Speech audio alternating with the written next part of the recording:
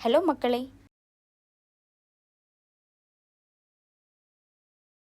ಸಂಪೂರ್ಣ ಕೋನಗಳನ್ನು ಹೇಗೆ ಸೆಳೆಯುವುದು ಎಂದು ಎಂದಾದರೂ ಯೋಚಿಸಿದ್ದೀರಾ? ಈ ರೇಖಾಗಣಿತದ ರೈಡ್ನಲ್ಲಿ ನಮ್ಮೊಂದಿಗೆ ಸೇರಿರಿ. ಅಲ್ಲಿ ನಾವು ದಿಕ್ಸೂಚಿ ಮತ್ತು ಸ್ಟ್ರೈಟನ್ನೊಂದಿಗೆ ಕೋನಗಳನ್ನು ನಿರ್ಮಿಸಲು ಕಲಿಯುತ್ತೇವೆ. ಮಾಂತ್ರಿಕ ಸಾಧನಗಳೊಂದಿಗೆ ಕಲೆಯನ್ನು ರಚಿಸುವಂತೆ ಯೋಚಿಸಿ. ನೀವು ಕನಸಿನ ಮನೆಗಳನ್ನು ವಿನ್ಯಾಸಗೊಳಿಸುತ್ತಿರಲಿ ಅಥವಾ ತಂಪಾದ ಆಕಾರಗಳನ್ನು ರಚಿಸುತ್ತಿರಲಿ, ಈ ಸರಳ ಹಂತವನ್ನು ನಿಮ್ಮನ್ನು ನಿಖರವಾದ ವೃತ್ತಪರರನ್ನಾಗಿ ಮಾಡುತ್ತದೆ.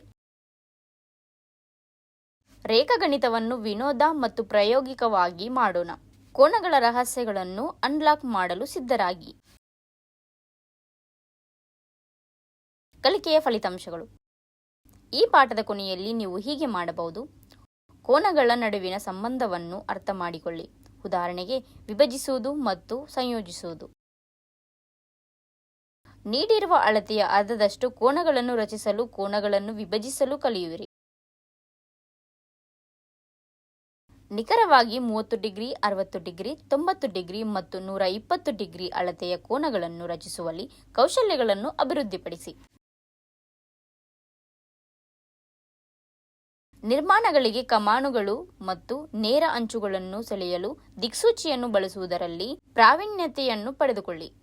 ಪ್ರಮುಖ ಪದಗಳು: ಕೋನಗಳು, ನೇರವಾದ ತುದಿ, ಜ್ಯಾಮಿತಿ, ಬೈಸೆಕ್ಟ್, ತ್ರಿಜ್ಯ,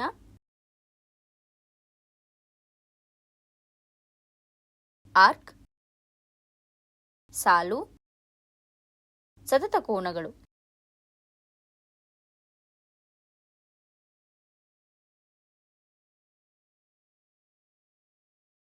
ಉದಾಹರಣೆ: 60 ಡಿಗ್ರಿ ಅಳತೆಯ ಕೋನದ ನಿರ್ಮಾಣ. ಹಂತ 1. ರೇಖೆಯನ್ನು ಎಳೆಯುವ ಮೂಲಕ ಪ್ರಾರಂಭಿಸಿ. ಅದರ ಮೇಲೆ ಎ ಬಿಂದುವನ್ನು ಗುರುತಿಸಿ.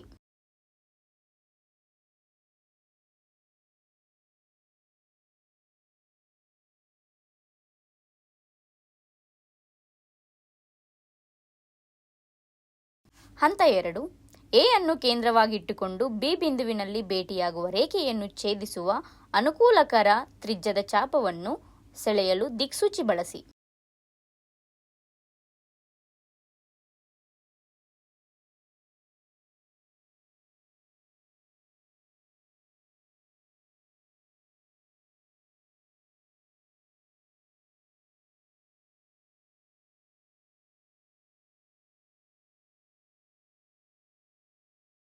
ಹಂತ 3.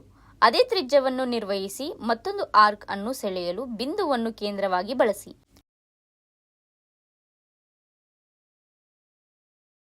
ಈ ಆರ್ಕ್ ಇಂದಿನ ಚಾಪವನ್ನು ಸಿ ಬಿಂದುವಿನಲ್ಲಿ ಛೇದಿಸಬೇಕು.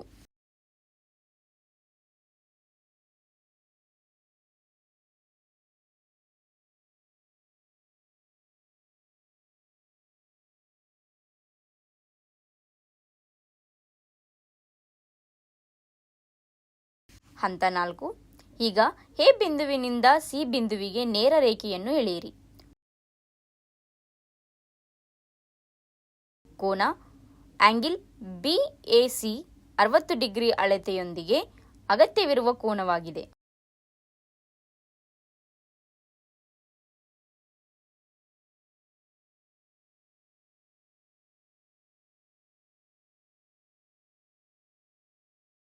ದಿಕ್ಸೂಚಿ ಮತ್ತು ಸ್ಟ್ರೈಟ್ ಎಡ್ಜ್ ಅನ್ನು ಬಳಸಿಕೊಂಡು ನಾವು ಬಯಸಿದ ಅಳತೆಯೊಂದಿಗೆ ಕೋನ ಆಂಗಿಲ್ BAC ಅನ್ನು ಯಶಸ್ವಿಯಾಗಿ ನಿರ್ಮಿಸಿದ್ದೇವೆ.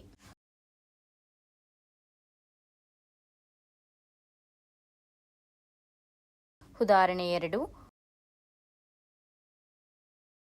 120 ಡಿಗ್ರಿ ಅಳತೆಯ ಕೋನದ ನಿರ್ಮಾಣ. 120 ಡಿಗ್ರಿನಲ್ಲಿ 2 60 ಡಿಗ್ರಿ ದೇವತೆಗಳಿದ್ದಾರೆ ಎಂದು ನಮಗೆ ತಿಳಿದಿದೆ. ಆದ್ದರಿಂದ 120 ಡಿಗ್ರಿ ನಿರ್ಮಿಸಲು ನಾವು ಈ ಕೆಳಗಿನಂತೆ ಸತತವಾಗಿ 2 60 ಡಿಗ್ರಿ ಕೋನಗಳನ್ನು ನಿರ್ಮಿಸಬಹುದು. ಹಂತ 1. ಸರಳ ರೇಖೆಯನ್ನು ಎಳೆಯುವ ಮೂಲಕ ಪ್ರಾರಂಭಿಸಿ ಮತ್ತು ಅದರ ಮೇಲೆ ಎ ಬಿಂದುವನ್ನು ಗುರುತಿಸಿ.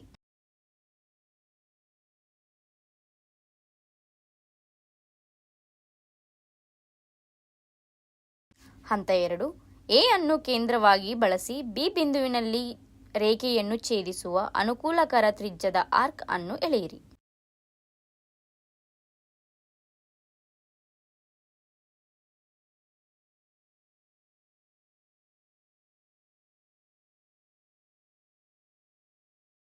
ಹಂತ 3. ಅದೇ ತ್ರಿಜ್ಯದೊಂದಿಗೆ ಮತ್ತೊಂದು ಚಾಪವನ್ನು ಸೆಳೆಯಲು ಬಿ ಅನ್ನು ಕೇಂದ್ರವಾಗಿ ಬಳಸಿ ಹಿಂದಿನ ಚಾಪವನ್ನು ಸಿ ನಲ್ಲಿ ಕತ್ತರಿಸಿ.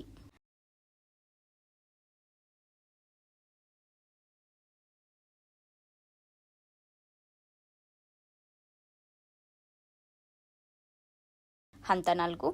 ಅದೇ ತ್ರಿಜ್ಯವನ್ನು ಬಳಸಿ ದಿಕ್ಸೂಚಿಯನ್ನು ಸಿ ಬಿಂದುವಿನ ಮೇಲೆ ಇರಿಸಿ ಮತ್ತು ಒಂದು ಚಾಪವನ್ನು ಎಳೆಯಿರಿ. ಹಂತ 2ರಲ್ಲಿ ಚಿತ್ರಿಸಿದ ಆರ್ಕ್ ಅನ್ನು ಡಿ ಹಂತದಲ್ಲಿ ಕತ್ತರಿಸಿ.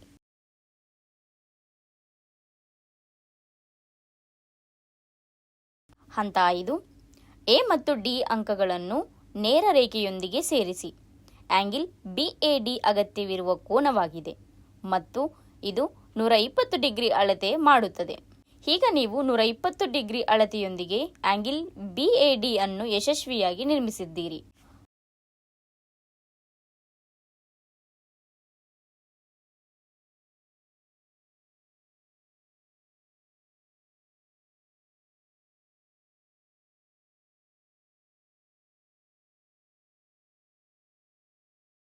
ಉದಾಹರಣೆ 90 ಡಿಗ್ರಿ ಅಳತೆಯ ಕೋನದ ನಿರ್ಮಾಣ. ಹಂತ 1. ಸರಳ ರೇಖೆಯನ್ನು ಎಳೆಯುವ ಮೂಲಕ ಪ್ರಾರಂಭಿಸಿ ಮತ್ತು ಅದರ ಮೇಲೆ ಎ ಬಿಂದುವನ್ನು ಗುರುತಿಸಿ.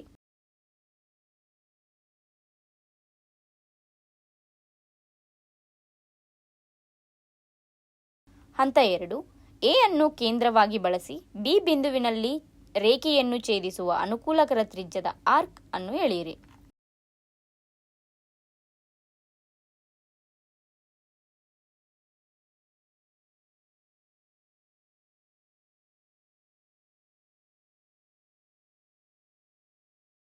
ಹಂತ 3.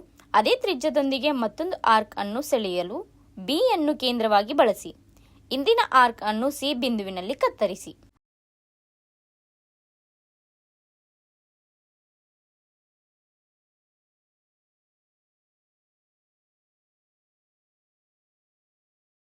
ಹಂತ 4.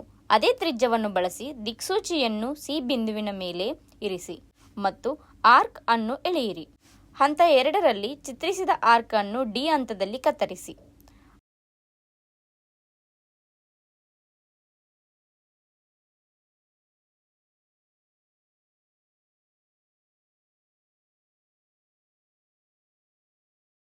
ಹಂತ 5. ಎ ಮತ್ತು ಡಿ ಬಿಂದುಗಳನ್ನು ಸರಳ ರೇಖೆಯೊಂದಿಗೆ ಸೇರಿಸಿ. ಆಂಗಲ್ BAD ರೂಪುಗೊಂಡ ಕೋನವಾಗಿದೆ ಮತ್ತು ಇದು 120 ಡಿಗ್ರಿ ಅಳತೆ ಮಾಡುತ್ತದೆ.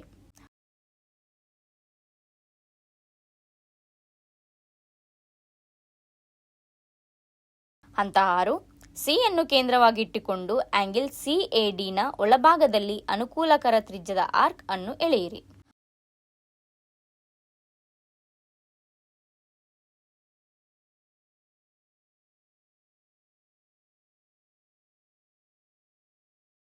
ಹಂತ 7. ಅದೇ ತ್ರಿಜ್ಯದೊಂದಿಗೆ ಮತ್ತೊಂದು ಆರ್ಕ್ ಅನ್ನು ಸೆಳೆಯಲು ಡಿ ಅನ್ನು ಕೇಂದ್ರವಾಗಿ ಬಳಸಿ.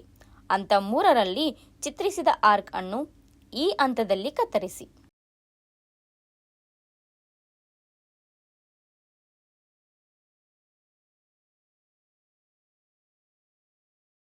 ಹಂತ 8. ಎ ಮತ್ತು ಈ ಬಿಂದುಗಳನ್ನು ಸರಳ ರೇಖೆಯೊಂದಿಗೆ ಸೇರಿಸಿ. ಆಂಗಲ್ BAE ಅಗತ್ಯವಿರುವ ಕೋನವಾಗಿದೆ ಮತ್ತು ಇದು 90 ಡಿಗ್ರಿ ಅಳತೆ ಮಾಡುತ್ತದೆ.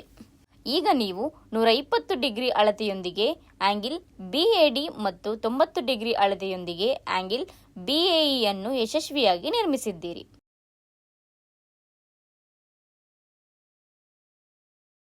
ಉದಾಹರಣೆ 30 ಡಿಗ್ರಿ ಅಳತೆಯ ಕೋನದ ನಿರ್ಮಾಣ.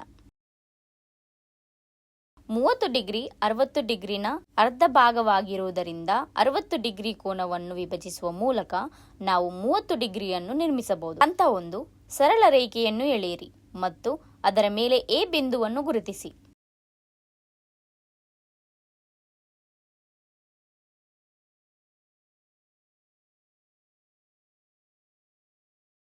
ಹಂತ 2. ಎ ಅನ್ನು ಕೇಂದ್ರವಾಗಿಟ್ಟುಕೊಂಡು ಬಿ ಬಿಂದುವಿನಲ್ಲಿ ರೇಖೆಯನ್ನು ಛೇದಿಸುವ ಅನುಕೂಲಕರ ತ್ರಿಜ್ಯದ ಚಾಪವನ್ನು ಸೆಳೆಯಲು ದಿಕ್ಸೂಚಿ ಬಳಸಿ.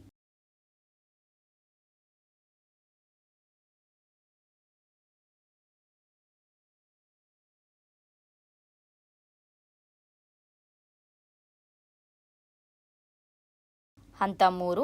ಅದೇ ತ್ರಿಜ್ಯದೊಂದಿಗೆ ಕೋನ ಆಂಗಿಲ್ BAC ಒಳಭಾಗದಲ್ಲಿ ಮತ್ತೊಂದು ಆರ್ಕ್ ಅನ್ನು ಸೆಳೆಯಲು ಬಿ ಅನ್ನು ಕೇಂದ್ರವಾಗಿ ಬಳಸಿ. ಈ ಆರ್ಕ್ ಸಿ ಬಿಂದುವಿನಲ್ಲಿ ರೇಖೆಯನ್ನು ಛೇದಿಸಲಿ.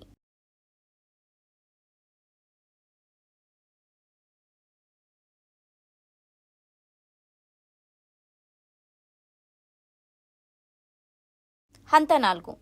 ಎ ಮತ್ತು ಸಿ ಅಂಕಗಳನ್ನು ನೇರ ರೇಖೆಯೊಂದಿಗೆ ಸೇರಿಸಿ. ಈಗ AC ಕೋನ ಆಂಗಿಲ್ BACನ ಒಂದು ಬದಿಯಾಗಿದೆ.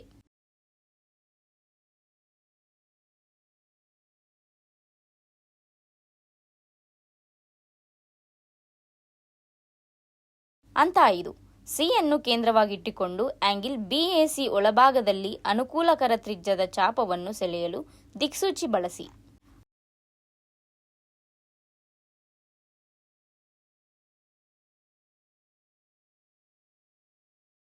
ಹಂತ 6.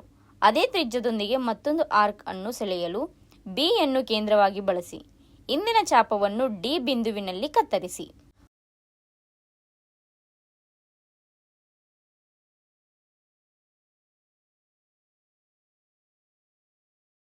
ಹಂತ 7. ಅಂತಿಮವಾಗಿ ಎ ಮತ್ತು ಡಿ ಅಂಕಗಳನ್ನು ನೇರ ರೇಖೆಯೊಂದಿಗೆ ಸೇರಿಸಿ. ಆಂಗಿಲ್ BAD 30 ಡಿಗ್ರಿ ಅಳತೆಯೊಂದಿಗೆ ಅಗತ್ಯವಿರುವ ಕೋನವಾಗಿದೆ.